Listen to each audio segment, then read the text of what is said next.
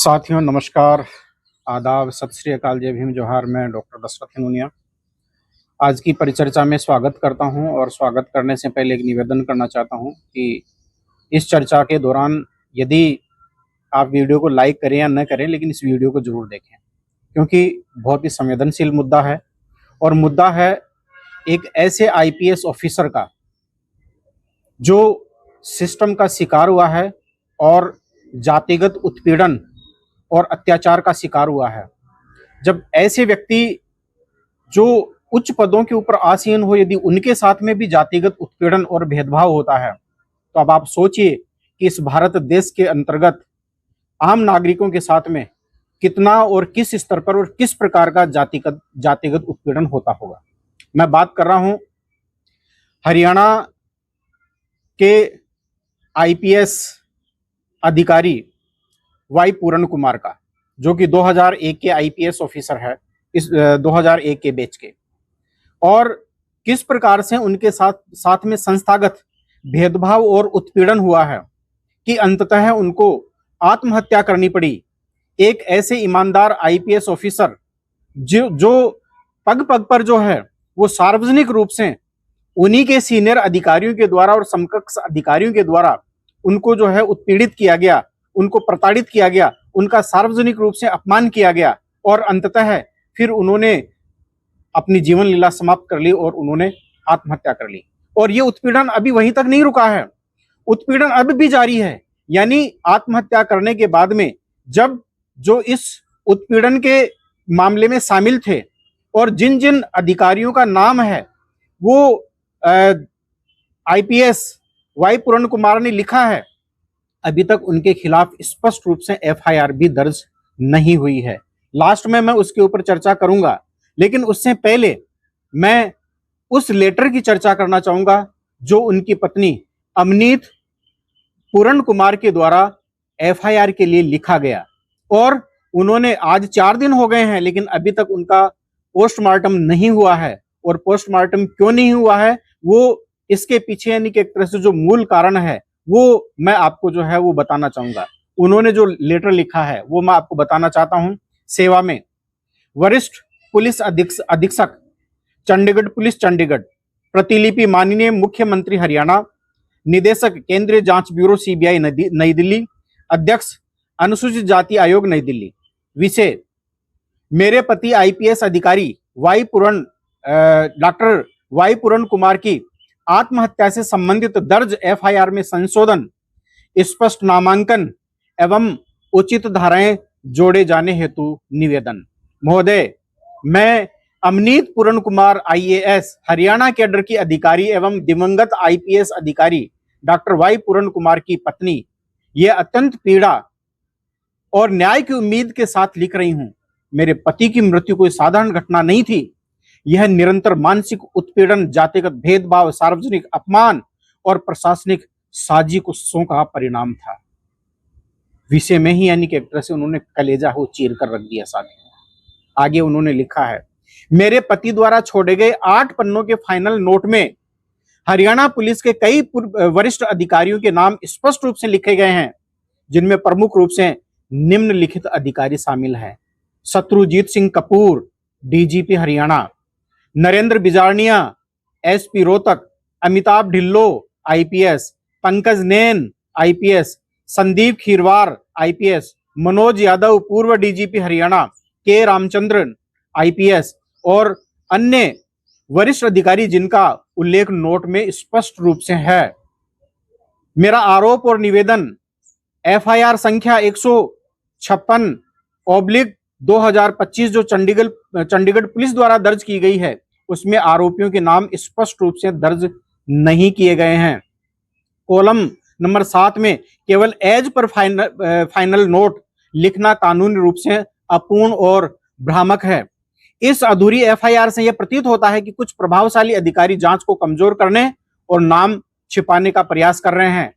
FIR में SC/ST prevention of atrocities act 1989 की धाराएं आंशिक रूप से जोड़ी गई है, जबकि मेरे पति एक अनुसूचित जाति अधिकारी थे। उन्हें जातिगत आधार पर प्रताड़ित किया गया। इस आधार पर सेक्शंस 31R, 31S और 3(2)(v) का समावेश अनिवार्य है। इस एफआईआर में अबेटमेंट ऑफ टू सुसाइड धारा 306 आईपीसी या बीएनएस के तुल्य के साथ क्रिमिनल कॉन्स्पिरेसी धारा 120 बी आईपीसी या बीएनएस की धारा 111 जोड़ना आवश्यक है। और उन्होंने जो मांग की है वो क्या मांगे की है? एफआईआर में सभी नामित अधिकारियों के नाम स्पष्ट रूप से अंकित किए जाए, जैसा कि फाइनल नोट में दर्ज है। एफआईआर में SC/ST एक्ट की सभी धाराएं जोड़ी जाए। आरोपियों के खिलाफ तत्काल सस्पेंशन और गिरफ्तारी की प्रक्रिया आरंभ की जाए। जांच की निष्पक्षता सुनिश्चित करने के लिए सीबीआई या किसी अन्य स्वतंत्र एजेंसी को सौंपा जाए। एफआईआर और फाइनल नोट की प्रमाणित प्रति मुझे बतौर पत्नी शिकायतकर्ता प्रदान की जाए, अर्थात सर्टिफाइड कॉपी दी जाए। एफआईआर के संशोधन की प्रति अनुसूचित जाति आयोग को भी भेजी जाए। अंततः उन्होंने समापन करते हुए लिखा है, मैं ये स्पष्ट करना चाहती हूं कि मेरे पति एक समर्पित और ईमानदार पुलिस अधिकारी थे, जिन्होंने जातीय भेदभाव और सत्तावादी उत्पीड़न का विरोध किया। उनकी मृत्यु इस व्यवस्था के अन्याय का परिणाम है। एफआईआर को अधूरा छोड़ना न केवल न्याय के साथ छल है, बल्कि यह उन तमाम अधिकारियों, ईमानदार अधिकारियों के साथ भी अन्याय है जो इसी सिस्टम में काम कर रहे हैं। अतः निवेदन है कि उक्त बिंदुओं पर त्वरित और निष्पक्ष कार्रवाई की जाए और एफआईआर को संपूर्ण तथा वैधानिक रूप से संशोधित किया जाए।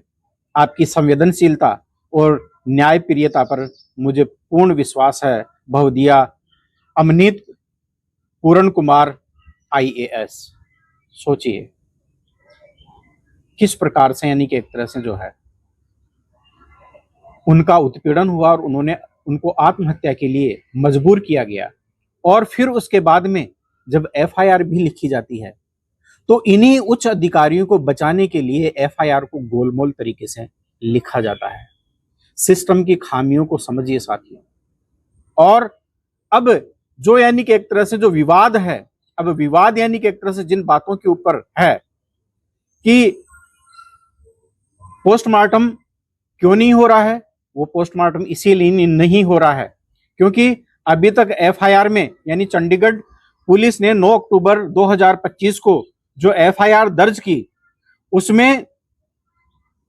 उसमें जो आरोपी हैं उनके जो नाम है वो उन्होंने स्पष्ट रूप से नहीं लिखे हैं, या जो फाइल जो की है वो आधी अधूरी है, वो प्रतीत होती है।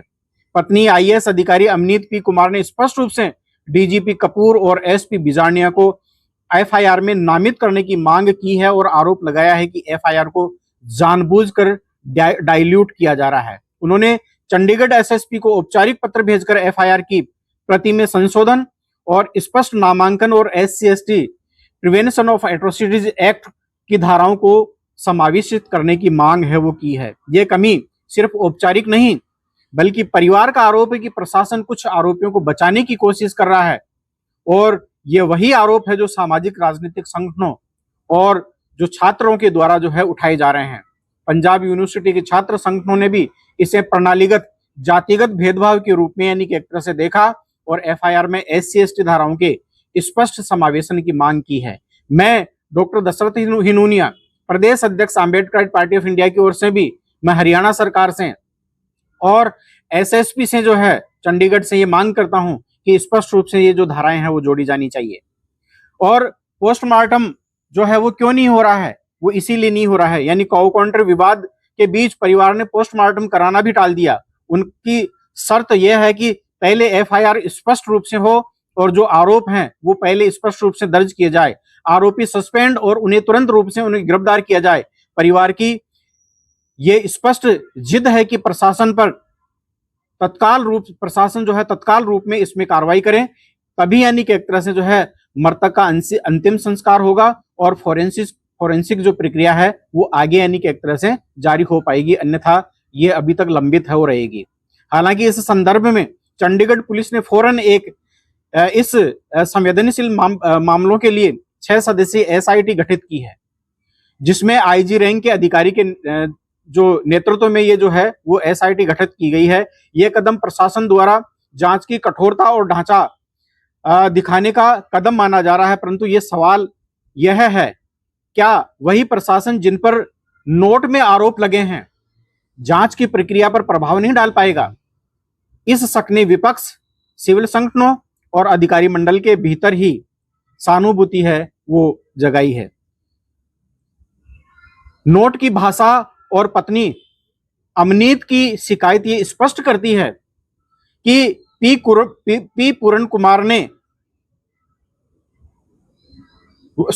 पूरण कुमार ने लंबे समय के अनुभवों का संचित दर्द है वो प्रकट किया है। निरंतर सार्वजनिक अपमान और लक्षित मानसिक उत्पीड़न जैसा शब्द उपयोग किया गया। परिवार ने डीजीपी और कुछ एसपी के खिलाफ सीधे आरोप लगाए और कहा है कि ये घटनाएं वर्षों से चली आ रही समाज, राजनीतिक वेश और यह मामला उन तबकों के लिए एक प्रतीक बन गया है जो सरकारी संस्थाओं में संरचित भेदभाव और ऊंचे पदों के दुरुपयोग की बात कर रहे हैं। अर्थात इस दृष्टि से सीधे सीधे यानी कि एक तरह से जो है वो अब जो मांग है वो ये उभर कर सामने आ रही है कि क्यों एफआईआर में सीधे सीधे आरोपियों के नाम नहीं लिखे गए। एक घर से निकला दस्तावेज अर्थात फाइनल नोट और परिवार की मांग के बावजूद एफआईआर की असंगत प्रकृति शक को हवा देती है। क्या डीजीपी और ऊपर के अधिकारियों को सुरक्षा छूट दी जा रही है? जब परिवार सख्त कदम की मांग जो है वो कर रहा है, प्रशासन का धीमा रुख संदेह पैदा करता है।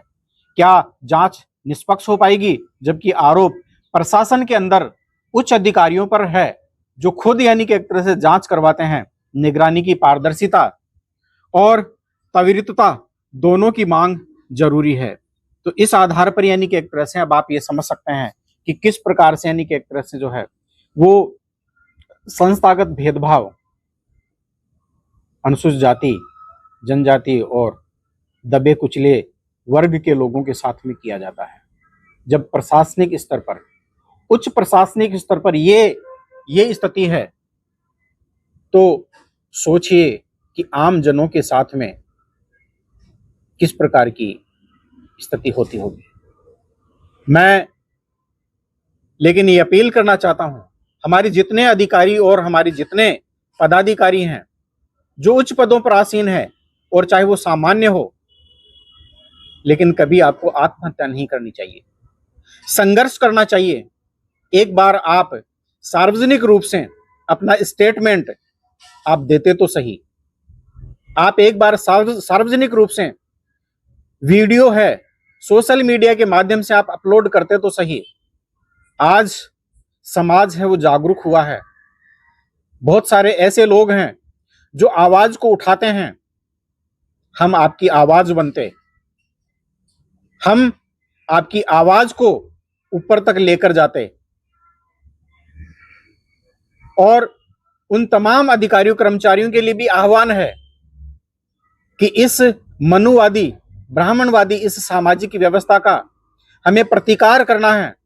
बाबा साहब डॉक्टर अंबेडकर ने किस प्रकार की मानसिक यंत्रणाओं को सहते हुए उन्होंने जो है उत्पीड़न जो है वो सहते हुए जो है संघर्ष किया है और एक भारत का संविधान लिखकर और हमारे लिए उन हक और अधिकारों को उन्होंने सुरक्षित किया है। इसलिए आप लोगों को भी उस संघर्ष की राह के ऊपर चलना है। इस देश को जातिगत उत्पीड़न से मुक्त करना है, समाज को इस प्रकार के जो उत्पीड़न और भेदभाव हैं, जो अत्याचार होते हैं, इनसे मुक्त करना है। लेकिन ये जो लड़ाई है वो आप हम सबको मिलकर लड़नी है, घुट घुट कर नहीं जीना है और घुट घुट कर आत्महत्या भी नहीं करनी है, बल्कि अपनी आवाज को मुखर करना है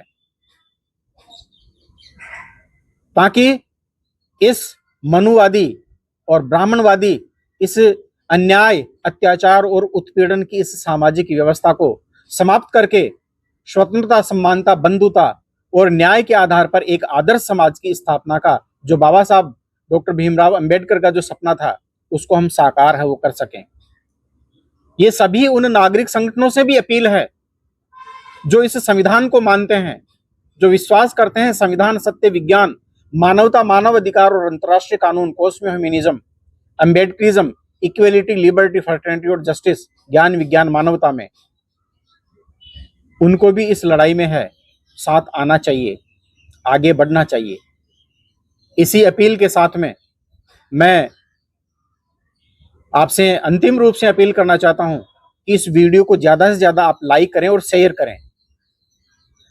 ये बात है वो अंतिम छोर तक और उच्च अधिकारियों तक पहुंचनी चाहिए।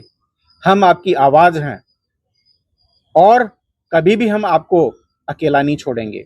साथियों, चैनल को लाइक और सब्सक्राइब करें और डिस्क्रिप्शन में हमारे सभी लिंक अवेलेबल हैं। यदि आप हमसे जिस रूप में भी जुड़ना चाहते हैं और इसको मदद करना चाहते हैं, आप मदद कर सकते हैं यदि आपकी क्षमता में है। एक दूसरे का हमें हाथ बढ़ाना है और हमें आगे बढ़ना है। बाबा साहब डॉक्टर अम्बेडकर ने कहा था कि 100 दिन बकरियों का जीवन जीने से अच्छा है एक दिन शेर का जीवन जिया जाए। इसलिए शेर की दहाड़ के साथ में और उस साहस के साथ में अपने जीवन की शुरुआत है वो करनी है। बहुत बहुत धन्यवाद।